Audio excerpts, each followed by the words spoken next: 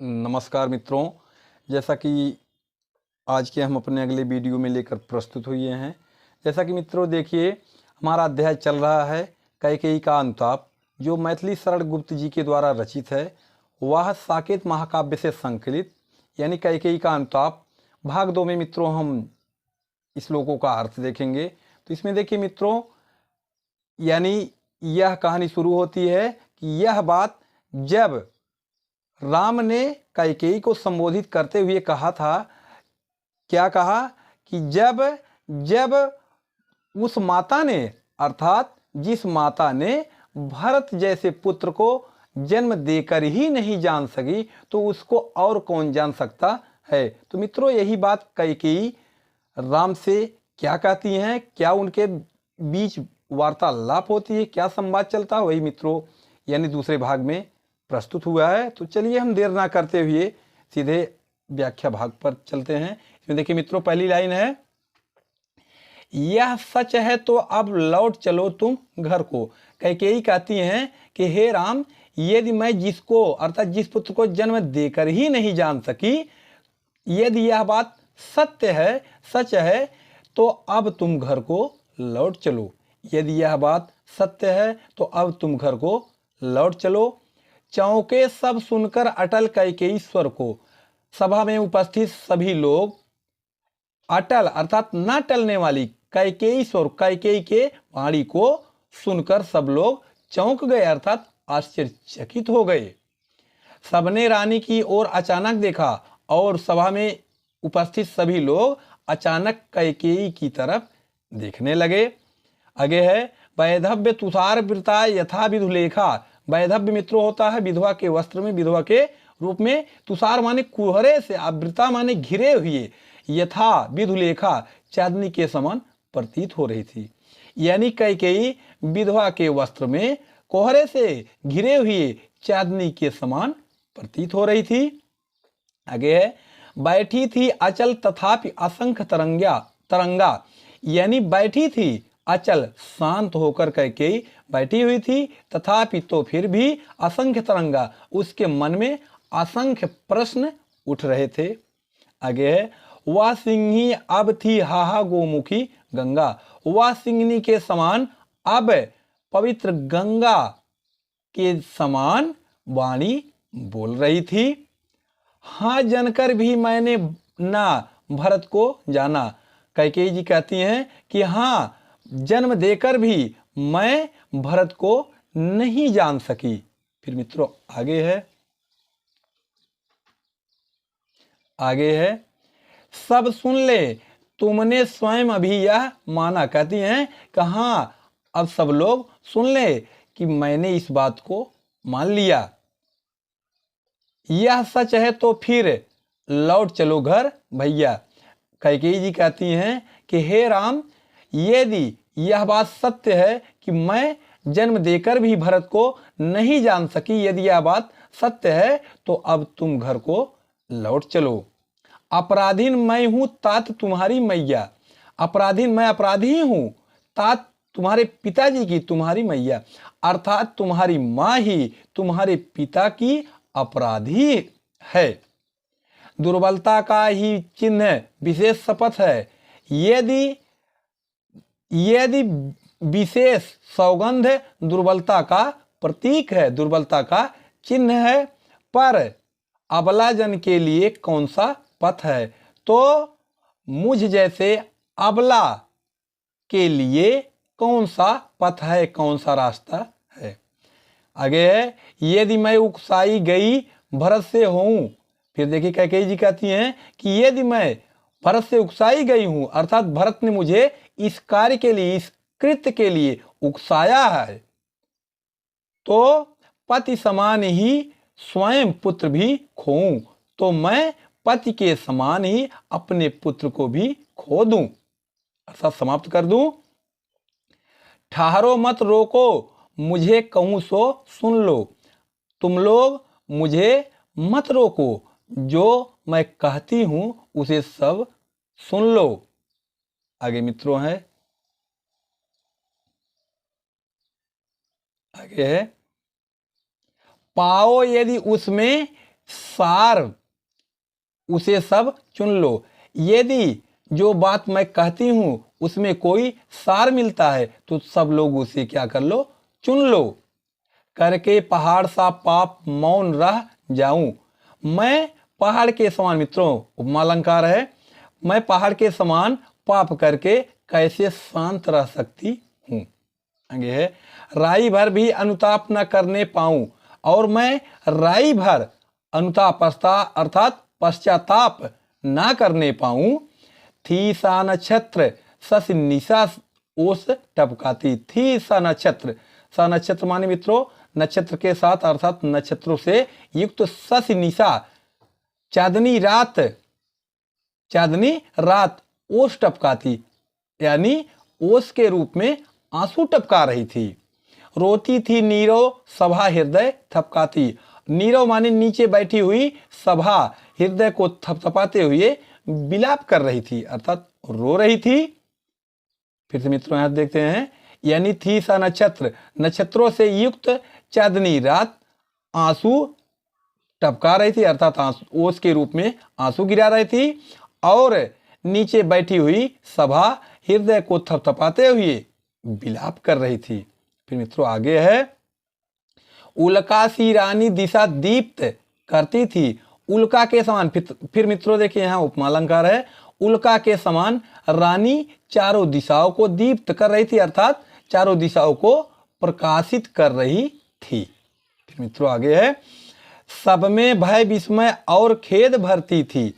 सबके मन में अर्थात सभा में उपस्थित सभी के मन में भय विस्मय अर्थात आश्चर्य और खेद अर्थात दुख के भाव को भर रही थी, दुख के भावनाओं को भर रही थी। क्या कर सकती थी मरी मंथरा दासी। फिर देखिए आगे कैकेयी जी कहती हैं कि क्या कर सकती थी मरी माने असहाय मंथरा दासी, कि मेरा असहाय मंथरा जो दासी थी वह क्या कर सकती थी। आगे मित्रों फिर देखिए आगे है, मेरा ही मन रह न सका निज विश्वासी। जब मेरा मन ही स्वयं में विश्वास नहीं रख सका, अर्थात जब मेरे मन में स्वयं विश्वास नहीं हो सका तो मरी मंथरा दासी मेरा क्या कर सकी, अर्थात मेरा मन मेरे बस में नहीं हो सका। आगे है, जल पंजरगत अब अरे अधीर अभागे। फिर देखिए मित्रों अपने मन को संबोधित करते हुए कैकेयी जी कहती हैं कि जल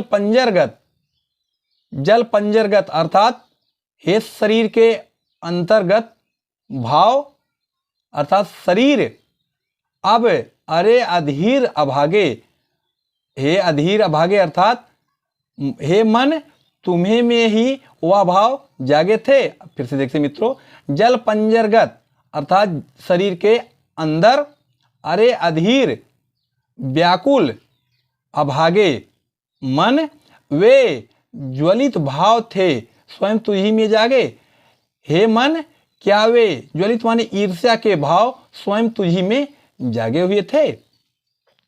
पर था केवल क्या ज्वलित भाव ही मन में, क्या मेरे इस मन में ईर्ष्या के केवल भाव ही बचे थे। क्या शेष बचा था कुछ ना और इस मन में, क्या उस ईर्ष्या के भाव के अलावा मेरे इस मन में और कुछ नहीं बचा था। कुछ मूल्य नहीं वात्सल्य मात्र क्या तेरा, क्या वात्सल्य मात्र के अलावा कुछ मूल्य तुम्हारे अंदर नहीं था। पर आज अन्य सा हुआ वत्स भी मेरा, पर माने पराया, आज अन्य माने दूसरा सा हुआ वत्स भी मेरा, यानी हे मन तुम्हारे कारण ही आज मेरा पुत्र अन्य सा अर्थात पराया सा हो गया। फिर मित्रों आगे है, थूके मुझ पर त्रयो लोक भले ही थूके, अर्थात हे मन तुम्हारे कारण ही आज मेरे ऊपर तीनों लोग भले ही थूके। आगे मित्रों है, जो कोई भी कह सके कहे क्यों चूके। जिसको अर्थात जिस व्यक्ति को मेरे बारे में जो कहना हो वह सब कह दे, कहने से क्यों चूके, कहने से क्यों शांत रहे। छीने ना मातृपद किंतु भरत का मुझसे, रे राम दुहाई करूं और क्या तुझसे। हे राम, मैं तुझसे यही दुहाई करती हूँ, यही विनती करती हूँ कि मुझसे मातृपद अर्थात माता का पद भरत से कोई ना छीने। फिर से मित्रों देखते हैं, यानी राम से कहते हैं कैकेयी जी कि हे राम, मैं तुझसे दुहाई कर रही हूँ, मैं तुझसे विनती कर रही हूँ कि भरत से मेरा कोई माता का पद ना छीने। फिर मित्रों आगे देखते हैं, इसी में आगे देखिए मित्रों है, कहते आते थे यही अभी नर देही। फिर देखिए कैकेयी जी कहती हैं कि कहते आते थे यही नरदेही, नरदेही अर्थात व्यक्ति लोग, अभी व्यक्ति अर्थात लोग यही कहते आते थे कि माता न कुमाता पुत्र कुपुत्र भले ही, यानी माता कुमाता नहीं हो सकती है, पुत्र कुपुत्र, कुपुत्र माने मित्रों होता है बुरा पुत्र, अर्थात पुत्र बुरा पुत्र भले ही हो जाए लेकिन माता कुमाता नहीं हो सकती है। अब कहे सभी यह है विरुद्ध विधाता, अब सब लोग यही अर्थात विधाता के, ईश्वर के विरुद्ध यही कहेंगे कि पुत्र पुत्र ही भले होगा लेकिन माता कुमाता हो सकती है, अर्थात पुत्र कुपुत्र नहीं होगा लेकिन मेरे इस कृत्य पर, मेरे इस कारनामे पर लोग मुझे यही कहेंगे कि पुत्र कुपुत्र नहीं हो सकता है लेकिन माता कुमाता हो सकती है। फिर मित्रों आगे देखिए, है पुत्र पुत्र ही रहे कुमाता माता, यानी पुत्र पुत्र भले ही हो सकता है लेकिन माता कुमाता हो सकती है, अर्थात पुत्र पुत्र ही हो सकता है भले ही माता कुमाता हो जाए। आगे मित्रों है, बस मैंने इसका बाह्य मात्र ही देखा। कैकेयी जी कहती हैं कि मैं भरत के शरीर का बाह्य मात्र ही देखा। आगे है, दृढ़ हृदय ना देखा, मृदुल गात्र ही देखा। फिर देखिए कैकेयी जी कहती हैं कि मैं भरत के हृदय को नहीं देखा, केवल मैं उसके कोमल शरीर को ही देखा। आगे है, परमार्थ न देखा पूर्ण स्वार्थी साधा। फिर देखिए कह रही है कैकेयी जी कि मैं भरत के परमार्थ को नहीं देखा, पूर्ण स्वार्थ ही साधा, मैं अपना पूर्ण स्वार्थ ही साधना चाहिए। फिर मित्रों आगे देखिए है, इस कारण ही तो हाय आज यह बाधा, इसी कारण अर्थात मेरे इस कृत्य पर आज मुझे यह बाधा अर्थात मुझे कष्ट भोगने पड़ रहे हैं। युग युग तक चलती रहे कहानी, युग युग तक अर्थात जन्म जन्म तक यह कठोर कहानी चलती रहेगी। रघुकुल में भी थी एक अभागिन रानी, कि रघुकुल में अर्थात रघुवंशियों में अर्थात अयोध्या में एक अभागिन रानी थी, अर्थात एक अभागिन कैकेयी नाम की रानी थी। निज जन्म जन्म में सुने जीव यह मेरा, जन्म जन्म तक अर्थात प्रत्येक जन्म में जीव अर्थात मेरी आत्मा को यह सुनने को मिलता रहेगा। धिक्कार उसे था महास्वार्थ ने घेरा, कि उसे धिक्कार है, उसे था महास्वार्थ ने घेरा, कि उसे स्वार्थ ने ही घेर लिया था। 100 बार धन्य वह एक लाल की माई, जिस जननी ने है जना भरत सा भाई। फिर देखिए मित्रों आगे भगवान श्री रामचंद्र जी कहते हैं कि 100 बार धन्य है, सैकड़ों बार धन्य है वह एक लाल की माई, अर्थात एक पुत्र की माँ 100 बार सैकड़ों बार धन्य है, जिसने जननी अर्थात जिस जननी अर्थात जिस माता ने जना माने जन्म दिया भरत सा भाई, भरत के समान भाई जन्म दिए। फिर से मित्रों देखते हैं, यानी सैकड़ों बार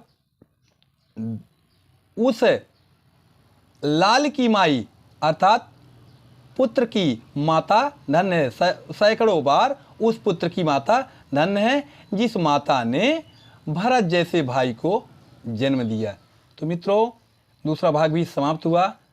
इसमें आप लोगों को अर्थ कैसा लगा? यदि हमारे द्वारा अर्थ बताया गया आप लोगों को अच्छा लगा हो तो वीडियो को लाइक करें, शेयर करें और चैनल को सब्सक्राइब करना ना भूलें। मिलते हैं आप लोगों से अगले वीडियो में, तब तक के लिए आप सभी को धन्यवाद।